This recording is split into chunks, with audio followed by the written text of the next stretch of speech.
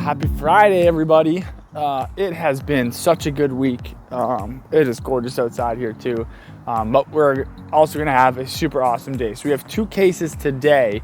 We have a combination adipose and bone marrow procedure for a patient with a meniscus tear, pretty complex meniscus tear actually, both medial and lateral meniscus. And she also has rheumatoid arthritis, and so we're going to be treating some of the joints that she's been affected with because of her rheumatoid arthritis. That's our first case of the day, and then our second case is a patient who's having some pain linger after shingles. And so we're going to go in there with a nerve hydrodissection of the intercostal nerve and a thoracic paravertebral injection, along with a thoracic erector spinae plane hydrodissection / block, in order to help calm down some of that nerve inflammation that's still present, even though the lesions are gone. Earlier this week, we had two other procedures, and so you'll get a glimpse into those, but this is it's gonna be a fun day. I'm excited, and hope you guys enjoy this one. 6:50 a.m., here we go.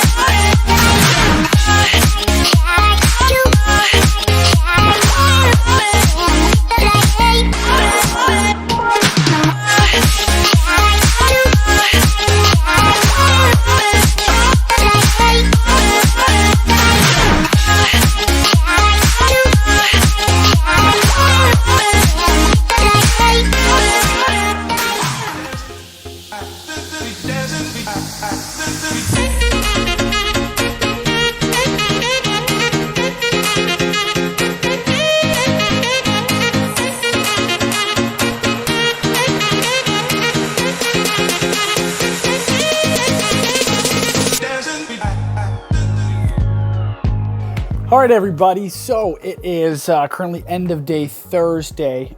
We have had two procedures this week so far that I wanted to chat about, and then we're gonna, obviously this is Friday's at our P, so we're gonna be rolling into Friday. But first one I wanna talk about was earlier this week. So we have a patient who has she's an active swimmer, and she has a supraspinatus tendinopathy. So she has some mild fraying of the supraspinatus tendon, and there's also some infraspinatus involvement in that. And so one of the things we did was PRP injection for that, which that's pretty run-of-the-mill standard for that type of stuff. But what's more interesting about her case that I wanted to talk about was the approach that we were taking for her thoracic kyphosis. And so she has an excessive curvature of the thoracic spine, which probably actually helped her to be a really good swimmer. But at this point now, now that she is not as active in her swimming career, we've been trying to focus on things that we can do to help prevent this, the worsening of this thoracic kyphosis, because she is relatively young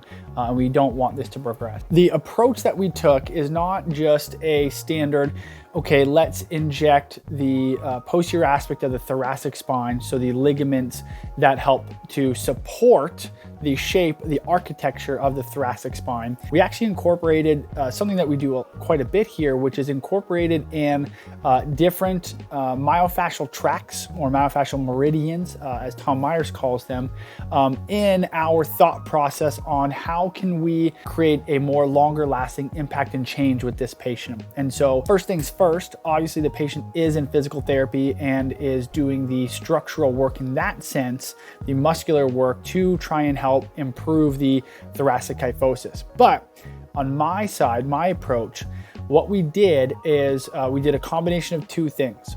One was that we tried to open up the anterior fascia, the anterior fascial line, in the Tom Myers anatomy trained speak, the superficial front line. So what we did was we did a hydrodissection of the anterior fascia in front of the sternum.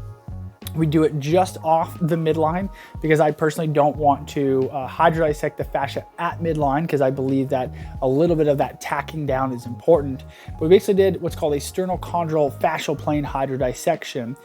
And with that, what we're trying to do is we are trying to take this rounded, crunched down appearance or state of this anterior fascial line, and we're trying to allow it to slide a little bit more, so that way she can get into a more upright extension position. We paired that in conjunction with prolotherapy and PRP treatments and PPP for the posterior aspect of the thoracic spine. And so we focused on the interspinous ligaments, the supraspinous ligaments. Those are gonna be the big ligaments that actually support the shape of the thoracic spine. And then we did the muscles, so the multifidi muscles, the semispinalis. And that it was more so to try and encourage some muscle activation in those muscles. The other aspect of this was that when we have these states of kyphosis, we have fascial layers that are not sliding well. And one of the ones that we focused on was this anterior aspect, but also on the posterior aspect. And so we actually did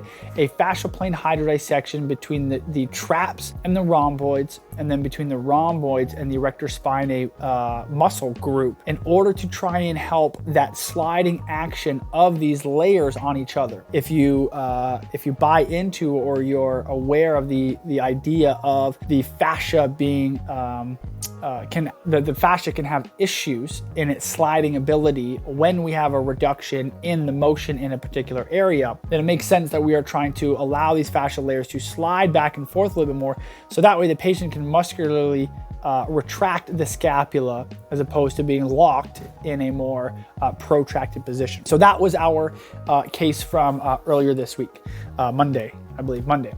Now today, we had another really interesting case. So we have a patient that we are working with who has rheumatoid arthritis, as well as a pretty complex tear in her right knee. And she actually has both a medial and a lateral meniscus tear in the right knee, in conjunction with some other findings in the knee, some MCL, LCL tendinopathy, sorry, not tendinopathy, those are ligaments, ligament laxity with actual degeneration that we can see on the MRI, a little bit of patellar tendinosis, so the patellar tendon is being affected, and then some bone marrow edema in the medial femoral condyle. And so our approach today with this patient was we actually did a priming treatment. And so under ultrasound, obviously, we injected into both of her knee joints. First, we actually drew off any excess fluid that was in there. And then we injected Dextrose, some Tramiel, which is a homeopathic anti-inflammatory that helps patients with flares. And then we also included several different peptides to have different actions. And so we included BPC, We included LL37, which is an antimicrobial peptide. And with that, we're trying to get more at the activation, or sorry, not the activation, the treatment towards the rheumatoid arthritis component. Pentosan polysulfate sodium, which is it's not technically a peptide, but a compound that we can use for bone contusions and osteoarthritis, bone marrow edema, I should say more properly. What else we use? A pegylated MGF, which has been shown in the research to help attract stem cells to the area. And then AOD 9604, which is also beneficial for osteoarthritis. And so we paired all these peptides in with an injection into the knee as a priming treatment for her stem cell procedure tomorrow. Today is Thursday, but for tomorrow, Friday, with our ultimate goal of creating the best tissue healing environment we can for this stem cell procedure that we're going to do tomorrow. So tomorrow is going to be a combination of adipose and bone marrow. I have personally found that there are certain areas, and this is supported not as much in the research because there isn't a lot of head-to-head comparisons that I think are done well, but that different areas are going to respond a lot better to different injections. And so as an example, when we have intraosseous bone marrow edema, bone marrow concentrate, or PRP, is going to be much better and safer, in my opinion, to do than an adipose tissue transfer, so then doing adipose derived stem cells. And so because we have intraosseous injection we're doing, that's something that we're going to want to include is the bone marrow component. I have personally found that our patients that we do the nerve hydrodissection with the adipose products, the adipose tissue transfer, so our microfat and nanofat, do a lot better than when I am doing a bone marrow concentrate. And I think one of the potential reasons for that is that when we process bone marrow concentrate, we get some red blood cells in that. And those red blood cells have iron. That iron can be really irritating the tissues. And so we found that when we do a nerve hydrodissection with the adipose as opposed to the bone marrow, that we get less flaring afterwards, and it seems like we're getting better clinical outcome. And so those are kind of the things that we talked to this patient about, and the patient wanted to proceed with having us be selective in, okay, these tissues are going to do best with this, these tissues are going to do better with this. And so we're going to do a combination of bone marrow and adipose into different areas in order to help with her meniscus tear, but also help to improve the integrity of her joints from the rheumatoid arthritis degeneration. Now, it's really important, and I'm going to say this now, and maybe I'll mention it tomorrow as well, but it's really important that this is not the standard treatment for rheumatoid arthritis, and we're actually not, our primary reason for this is not to treat the rheumatoid arthritis, it's actually to treat the meniscus and the bone marrow edema that she has in one of her knees. And then we are just adding in these other things to try and help her as she is going through her journey for rheumatoid arthritis and wanting to try to decrease the incidence of her flares and things like that. Really, really exciting case that we have tomorrow. But that's it for today, and you'll be seeing us soon.